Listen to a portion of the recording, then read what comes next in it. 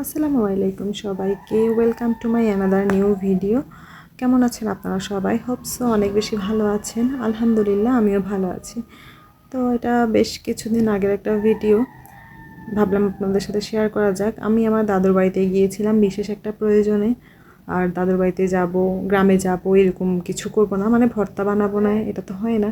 তা আম্মুকে বললাম কিছু আম পেড়ে দিতে গাছ থেকে। আম্মু আমাকে গাছ থেকে কিছু আম পেড়ে দিল। আর এরপর আমি আর আমার ছোটো বোন মিলে পুকুর পাড়ে চলে গেলাম। গিয়ে দেখতেছি পুকুর পাড়ে আসলে অনেক ভালো লাগতেছে, তো আমরা ভাবলাম পুকুর পাড়ে বসে ভর্তাটা বানানো যাক। এরপরে এই যে এখানে সব কিছু প্রিপেয়ার করে নিয়েছি ভর্তা বানানোর জন্য। আর এই যে এখানে আমগুলো কুচানো শেষ। এখানে শুধুমাত্র মরিচ, লবণ আর চিনি দিয়ে ভর্তাটা বানাবো। আর এই যে এখানে আমি মরিচ দিয়ে দিয়েছি। আর এই মরিচ দেওয়াটাই আমার অনেক বেশি ভুল হয়েছিল। মরিচগুলো অনেক বেশি ঝাল ছিল, যেটা আমার জানা ছিল না। আমি এখানে অনেক বেশি মরিচ দিয়ে ফেলেছি। মরিচ দেওয়ার পর আমি এগুলো কীভাবে মাখছি দেখেন।